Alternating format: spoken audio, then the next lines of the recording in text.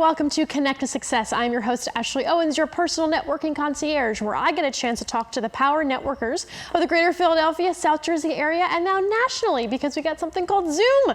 I'm so thrilled to be here. I'm so thrilled to have here Miss Clemence Skoughton. I am thrilled to have you here as a guest today. Thank you so much for being here, Clemence.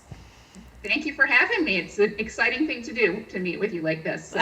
I'm so thrilled. Can you talk about what's going on in your background? I love it. Oh, sure, of course. Well, this is kind of what I do. I help people write their memoirs and tell their family story, their family history. So this is an example of a family tree, an oversized family tree that I created for a family reunion, which is one of the big reasons you'd want to create one that's like so big. Yeah, right. But family trees, genealogy research, I mean, that's kind of one of the main pillars of family history projects that I work on with clients. So how did you get started with this business? This is so interesting because we've got things like the online genealogy. I forget, what's the name of it? There's a bunch of them, but Ancestry is the one everybody talks about. Right, but I feel like it's not very personal. I feel like even though they're getting the names, you're kind of generating what you may or may not think is the right person. I remember kind of taking a trial, doing the trial for 30 days, and it came up with people I never even recognized and my family couldn't recognize. So it didn't even really make sense. But I feel like with you, especially because you're so into working with each of your clients individually, you would have come up with a better with better results. Sure. I mean, you've hit so many ideas there in that sense. I'm not even sure where to start. But yes, the first thing is that just genealogy research can feel impersonal. You do find information about family members that can help us understand the type of life they led. And the first thing I say to people before they start a genealogy project, of course, is just be careful because you can't unknow what you find out. So if you don't want to find out that your family has cousins who married, if you don't want to find out about what happens when contraception was not invented and how many relatives we have that we don't know about, if you don't want to find out things like this, a genealogy project is not for you. But that being said, to move on to your next point, one of the other things that happens, there are a lot of mistakes in genealogy. Just because you find a document about someone with the same name as your ancestor, it doesn't mean it's them. So you really have to be a sleuth and want to dig around and research and kind of go down the rabbit hole to make sure you're doing it right. There's nothing worse than finding out, in 6 months from now that you researched a branch of your family that was actually not your family. Wow. So take me through the process when someone calls you. What problem are they typically having? Well, I haven't had too many people call me with problems. It's more a discussion of, I want to talk about my family. I want to share this information about my family, but I don't really know, what the best way to do that is, or to make it interesting for others. And can we figure out together how to make that happen?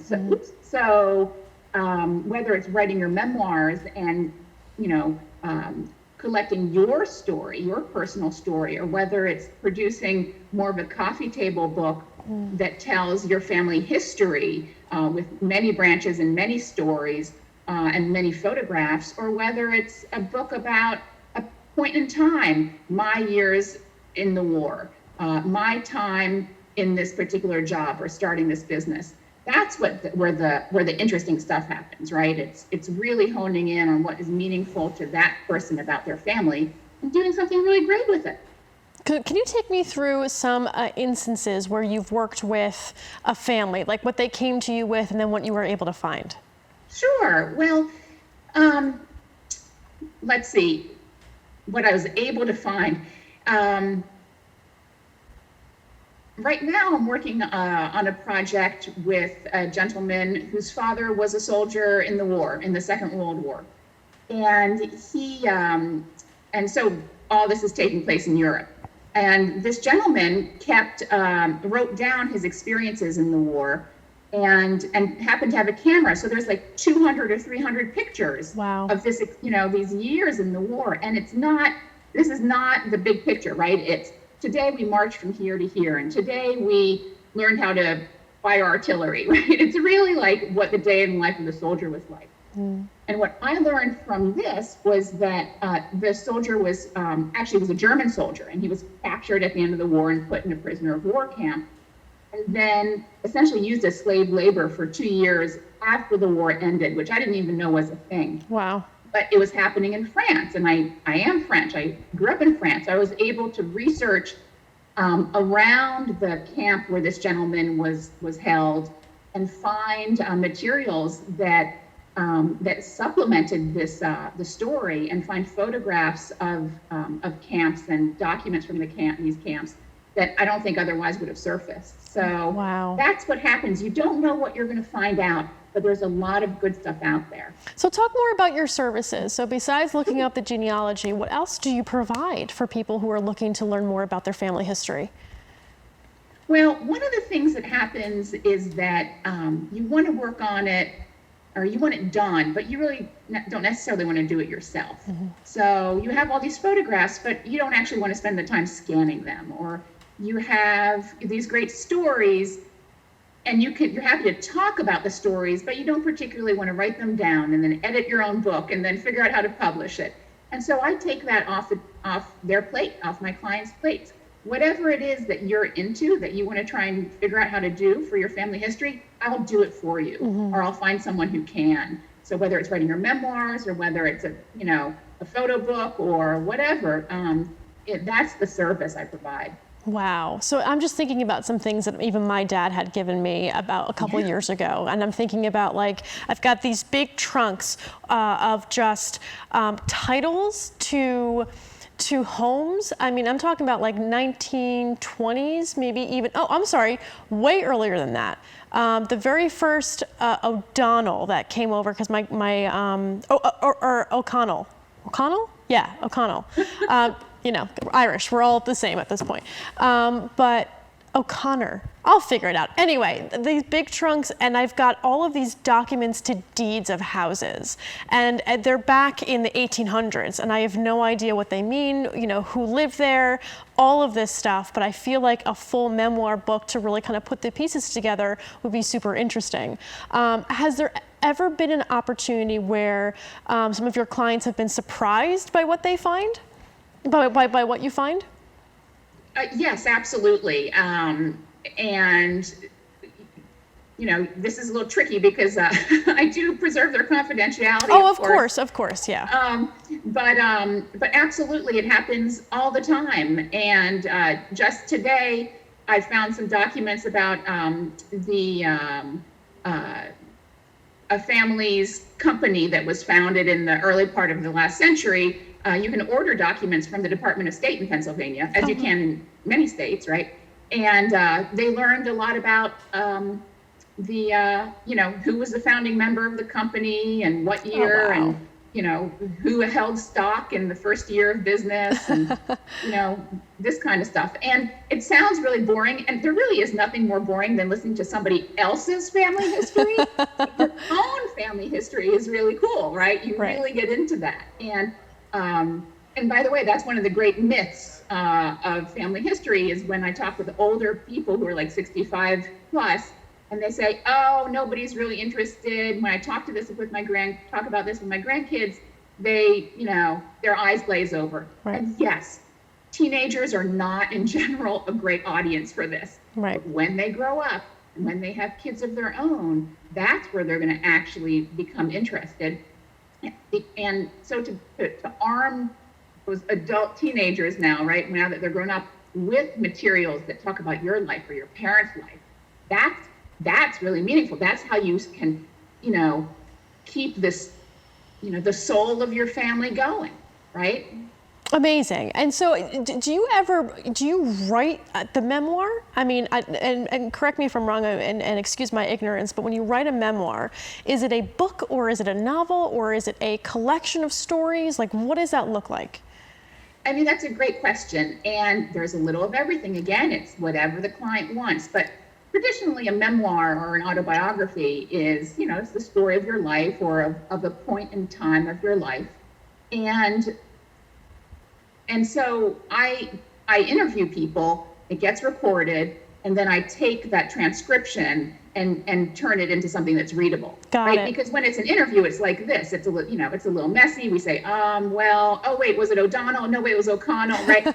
And all that stuff gets corrected and properly written, and the grammar's good, and all, it's all buttoned up by the time it goes to print, so that you end up, here I have a sample for you, end up with something like this. Oh, how nice. Yeah. I don't know. I can see it. Yeah, we can see it. Everything's on Zoom. Everything's backwards. And it's a real book. Like, it looks like something you get at Barnes and Noble. Wow. And, and there's pictures, and, it's your memoirs. Mm-hmm. It's a real thing. It's a book. But if the client wants to do chapter 1 is going to be about my mom, chapter 2 about my dad, mm-hmm. chapter 3 about when I went to, when I was drafted, chapter 4, my career, that's how we'll do it. I don't have an agenda, right, to make people talk about stuff. It's what they think is important for their grandkids to know, or their great-grandkids to know. Oh, it's so wonderful. And so, what is it like for you to, when you see the reaction of your clients, when you uncover something that is either shocking or wonderful or interesting, like take me through your own personal journey of what you do, because it's very personal. It's like, sex and taxes. Like, these are family sex and tax. Like, this is a very, very personal kind of, service that you offer. So take me through your own journey of that. I mean, the punchline is that I feel incredibly lucky and blessed to be able to do this. I'm flattered, and I don't take for granted the trust that people put in me to let me into their family history, because, as I said, there's stuff there that, you may not want people to know. And so, and in fact, every single memoir project I've worked on, my client has said to me at one point or another, oh, wait, don't put that in the book. Yeah. Right? And so there is I do the opposite of what I'm doing right now. Usually I'm the one who asks the questions and who listens. And you're such a good listener, and you ask such good questions. And so this is an unusual seat for me to be in. And just the privilege of being able to hear someone's story. I love listening to family stories. I don't get bored by them at all. My parents are gone. I lost my dad a week before I graduated from college, and my mom when I was still quite young as well. And look, when they're gone, they're gone. And it doesn't, even though you understand the words when I say that, you don't actually know what it feels like until it happens. Right. And you don't get a second chance with this stuff. So I really go into these client meetings just with the idea of helping someone really think about what they want to say, and then saying it in a compelling and lovely way that will last the test of time. I love it. I'm just very lucky to be able to do that. Oh, so Clemence, when we come back, we're going to talk to you more about who you like to network with, who's a good introduction for you, and then how people can utilize your services. So we'll be right back. Stay tuned.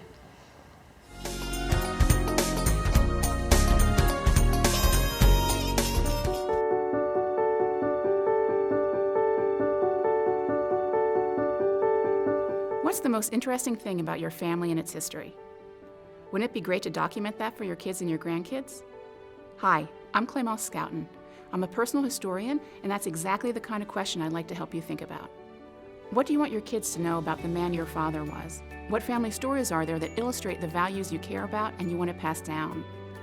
It's the answers to questions like these that make family history so important, and there's any number of ways I can help you capture that information and share it with your family. Creating family history books, memoirs, developing family trees. These are all opportunities to better appreciate our ancestors, where we came from, and how we want this legacy to be remembered. Think about it this way. Wouldn't you like to have a book your grandfather or grandmother wrote for you? Of course you would. It would be really special to read that and be able to pass it on to your children. I've created books that detail careers and family businesses, that celebrate important milestones, and that commemorate the life of a loved one. When it comes to documenting your family's history, nothing compares to the depth and richness of an assisted memoir, but there are many other ways for us to work together. Publishing diaries, a collection of letters, a map of where people lived, or even a simple photo book. If tackling your family history seems daunting, or you don't know where to begin, I can help with the research, with organizing and scanning the family documents, and with anything else that needs to happen to ensure that your family story is told with the respect and professionalism it deserves. I hope you'll give me a call to talk about what we could do. Together, I know we can create something really special to be cherished for generations to come.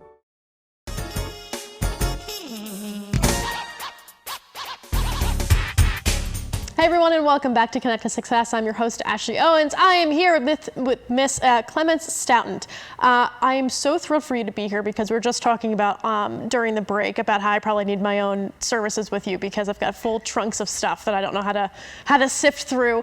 That I would really love to learn more about your, just how you be able to put all that stuff together. But what I really love about what you do is that you can work with so many different people at such different stages of their life, right? So you can work with the family members that are looking to get the memoir done with their grandparents or their parents. You can work with the people who have just, are going through an estate and find all of these, items that you don't, trying to put the pieces together. So when you're networking and when you're looking for clients, who would a good introduction for you be? I know that you and I met Francesca, we're friends of Francesca, and she runs Estate Angels, which is the perfect connection because you guys both share the same kind of client. But tell me more about who are the people that are good referrals for you?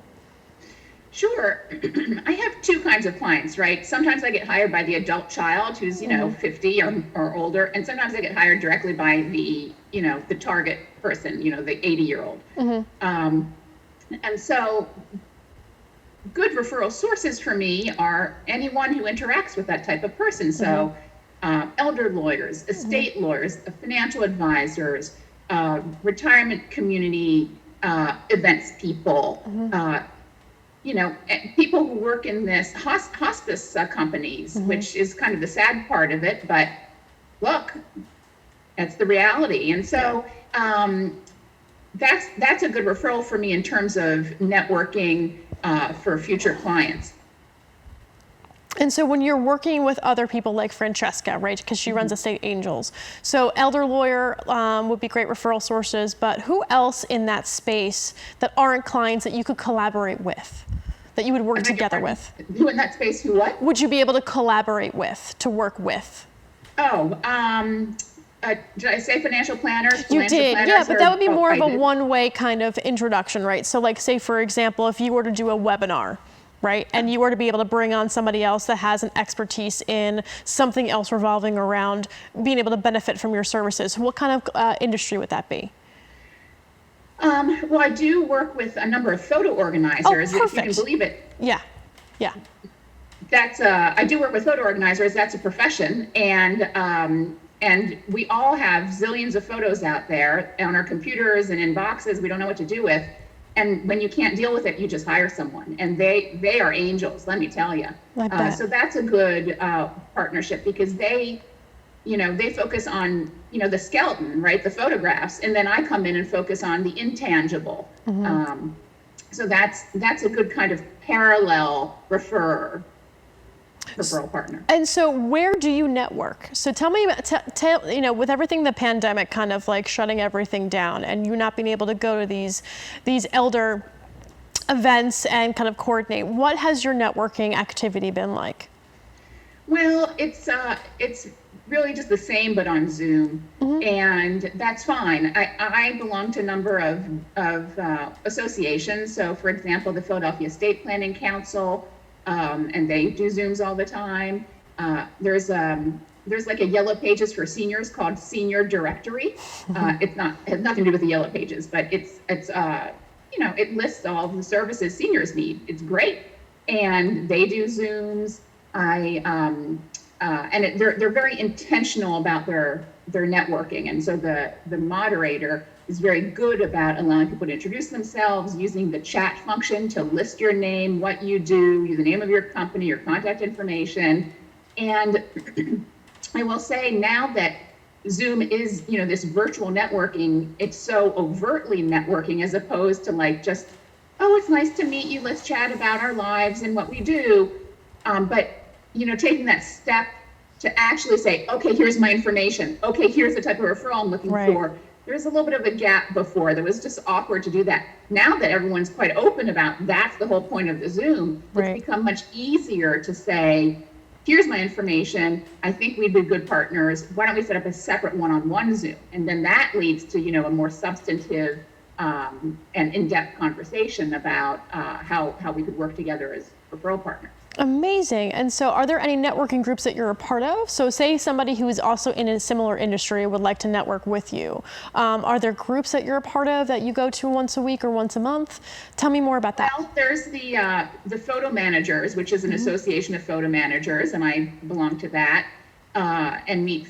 They do a great job with the virtual networking. As I said, the Philadelphia State Planning Council, the senior directory people. There's an elder law firm, or he's solo practitioner, but he hosts an open forum that's kind of networking too, Slutsky Law, so that's great. Those are the ones that I've been involved with the most since COVID.